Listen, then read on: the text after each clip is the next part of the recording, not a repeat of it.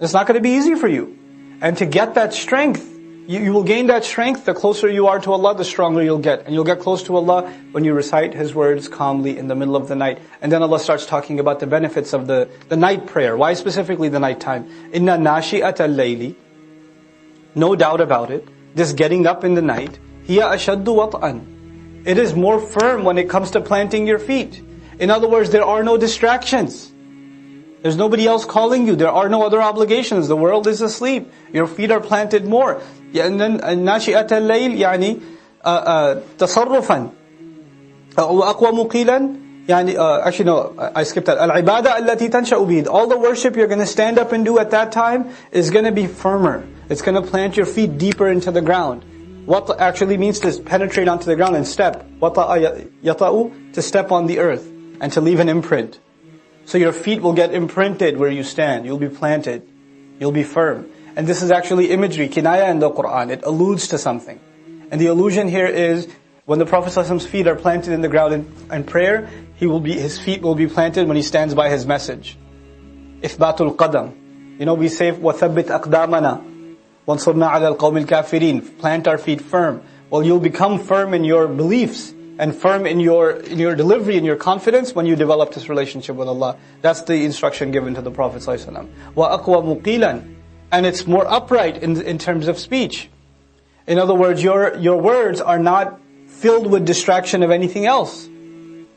This is the best time to speak with me. And also some argue here, وَأَقْوَى مُقِيلًا, it's the most upright, it's the best time to be speaking in terms of speech with Allah, because Allah is where? In the last portion of the night.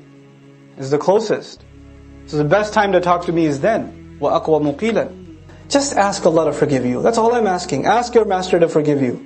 إِنَّهُ كَانَ غَفَّارًا. No doubt He keeps forgiving over and over and over again. يُرْسِلِ السَّمَاءِ. He will rain the sky upon you midraran, in good, continuous, life-giving rain. Rain that continuously comes is called midrar. Now notice the punishment that destroyed this nation was rain also.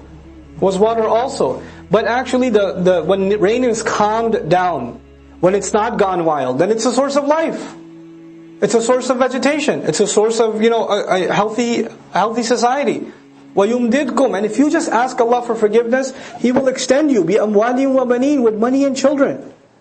All these benefits will open to you. Notice the form, right? Yursil is connected with the next word with a kasra, right? Which makes it majzoom. Then yumdid, not yumiddu, it's yumdid. Then وَيَجْعَلْ, it's majzoom, majzoom, majzoom. The question is, why are they all majzoom? Why is there a sukoon at the end of every present tense? It's because this is jawab al-talab. There's talab on the one hand, istaghfiru rabbakum. And it says though in between, وَإِن تَسْتَغْفِرُوهُ. And if you were to ask forgiveness of Him, then these things will happen. What things will happen? The sky will rain water, abundant water. You will have more in money, and you will have more in children. And He will install gardens for you. And He will put together rivers for you. He'll install rivers for you. Life on this earth will become beautiful for you. If, what? You ask Allah for forgiveness. This is a passage about what are the benefits of istighfar. We thought the benefit of istighfar is forgiveness. Obviously somebody's asking for forgiveness. The greatest thing they're hoping for is forgiveness itself. Forgiveness comes with these benefits. وَيُمْدِدْكُمْ بِأَمْوَالٍ وَبَنِينَ وَيَجْعَلْ لَكُمْ جَنَّاتٍ وَيَجْعَلْ لَكُمْ أَنْهَارًا. He'll put gardens out for you. He'll lay rivers down for you. مَا لَكُمْ. What is wrong with you people? لَا تَرْجُونَ لِلَّهِ وَقَارًا. You have no expectations from the grand nobility of Allah. You don't hope from Allah to show you dignity. وَقَدْ خَلَقَكُمْ أَطْوَارًا. And He's the one that already created you in stage after stage. Tawr means stage. Atwar means you were babies, then you were adults, and you've matured so much. He's the one that did that for you. أَلَمْ تَرَوْا كَيْفَ خَلَقَ اللَّهُ سَبْعَ سَمَاوَاتٍ طِبَاقًا. Haven't you taken a look and reflected how Allah created 7 skies, one on top of the other in layers? وَجَعَلَ الْقَمَرَ فِيهِنَّ نُورًا. And in those skies Allah placed, within them He placed a light. وَجَعَلَ الشَّمْسَ سِرَاجًا. Meaning the moon first, and then He placed the sun as a lamp. وَاللَّهُ أَنْبَتَكُم مِّنَ الْأَرْضِ نَبَاتًا. And Allah is the one who caused from the earth all kinds of things to sprout for you. أَنْبَتَكُم نَبَاتًا. All kinds of things to sprout for you. ثُمَّ يُعِيدُكُمْ فِيهَا. then He's the one who brings it out, He returns it back to you from within it. Meaning the plants sprout and they give seeds, and you put the seed back in and it brings it back to more produce. He keeps giving you more and more out of the same food. وَيُخْرِجُكُمْ إِخْرَاجًا, and He continuously brings things out for you.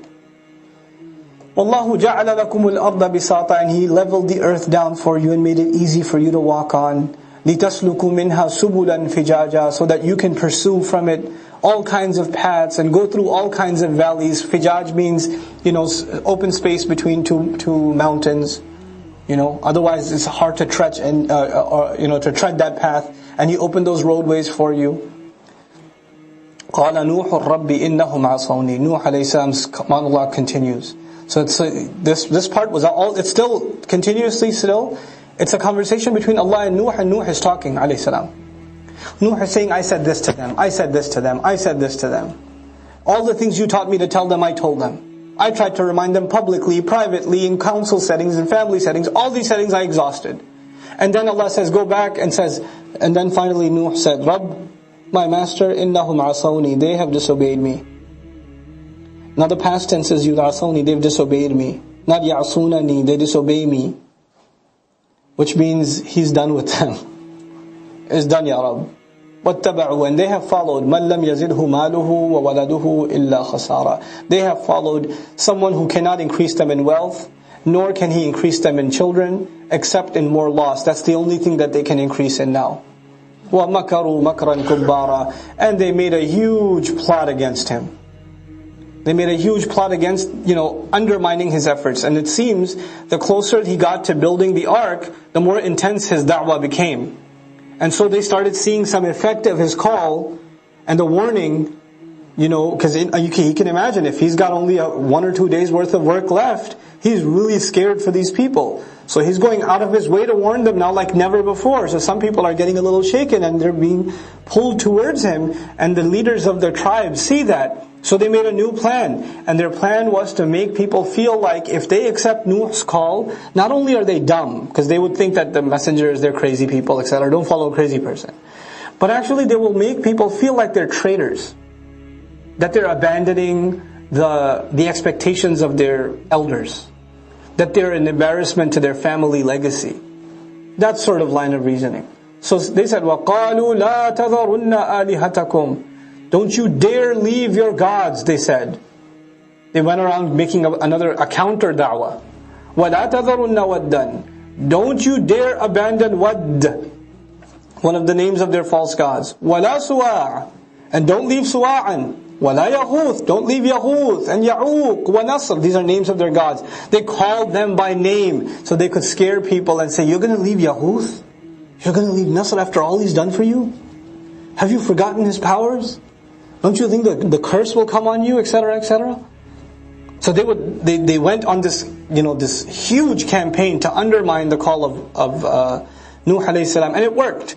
وَقَدْ أَضَلُّوا كَثِيرًا, and they misguided a lot of people. They were able to get a lot of people to stay. وَلَا تَزِدِ الظَّالِمِينَ إِلَّا ضَلَالًا.